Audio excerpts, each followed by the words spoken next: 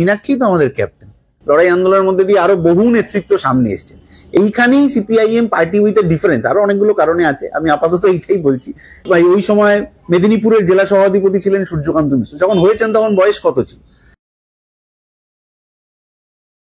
বাস্তবিক ক্ষেত্রে পশ্চিমবঙ্গের মানুষ, আমরা ভোটের যা রেজাল্ট দেখে এসেছি, তাদের একজন ক্যাপ্টেনকে দেখতে চায়।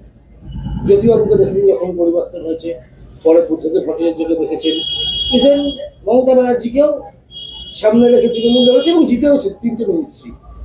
এই মুহূর্তে সিপিএম এর দাঁড়িয়ে কি মানে, যদি আপনি বললেন একটু সময় আছে, কিন্তু উল্টো দিক থেকে দেখলে মাত্র 1.5 বছর বোধ হয় ভোট। ক্যাপ্টেনের কি মানে সিপিএম এর অভাব দেখা দিচ্ছে?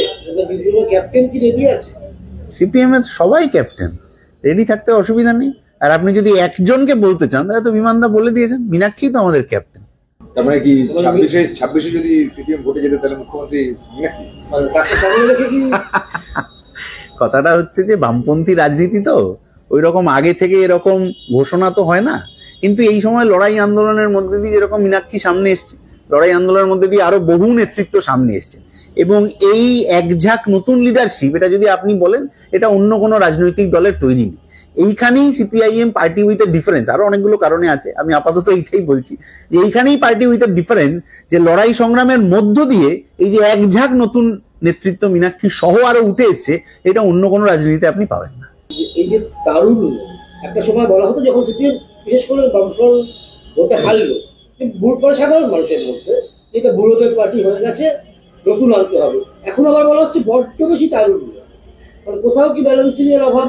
না, এইটা আমি মানে মিডিয়ার একাংশের ইচ্ছাকৃত প্রচারের প্রভাব আর কি, একাংশ, সকলে নয়। কেন এই কথাটা বলছি? কারণ বামফ্রন্ট সরকারের মন্ত্রী ছিলেন মোহাম্মদ সেলিম, মন্ত্রী ছিলেন মানব মুখার্জি। যখন মন্ত্রী হয়েছেন, যখন বিধায়ক হয়েছেন, তখন তাদের বয়স কত ছিল? বামফ্রন্ট সরকারের জেলা সভাধিপতি, ওই সময় মেদিনীপুরের জেলা সভাধিপতি ছিলেন সূর্যকান্ত মিশ্র, যখন হয়েছেন তখন বয়স কত ছিল? একমাত্র রাজনৈতিক দল বামপন্থীরা যারা প্রজন্মের পর প্রজন্ম ধরে এই ধরনের নেতৃত্ব তৈরি করেছেন, এবং সেটা করতে করতে করতে করতে একটা জেনারেশন তৈরি হয়েছেন বিমান বোসদে, তারপরের জেনারেশন তৈরি হয়েছে সেলিমদা, মানবদাদে, তারপরের জেনারেশন এখন তৈরি হয়েছে, তারপরে আরো এরকম হতেই থাকছে।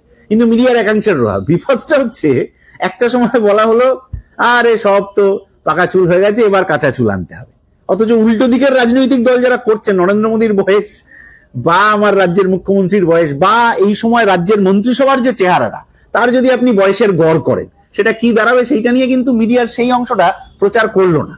এবার কথাটা হচ্ছে যে যখন বলা হলো আরে সব কাঁচা চুল হয়ে গেছে, তাহলে এই সব পাকা চুল হয়ে গেছে, কাঁচা চুলদের নিয়ে আসা হোক।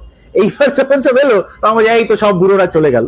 আসলে এইগুলো সোশ্যাল মিডিয়ার একাংশের প্রচারে মানুষের মধ্যে ছড়িয়ে দেওয়ার চেষ্টা করা হয়, যেরকম ভাবে এইসব ফেক ফরওয়ার্ডেড মেসেজ ছড়ায়, সেই রকম ভাবেই এগুলো ছড়িয়ে দেওয়ার চেষ্টা করা হয়। বামপন্থী রাজনীতি বরাবর আমি যবে থেকে দেখছি, বা আমার মানে জন্মের বহু আগে থেকে প্রজন্মের পর প্রজন্ম ধরে এই ধরনের নেতৃত্ব তুলেই এসছে।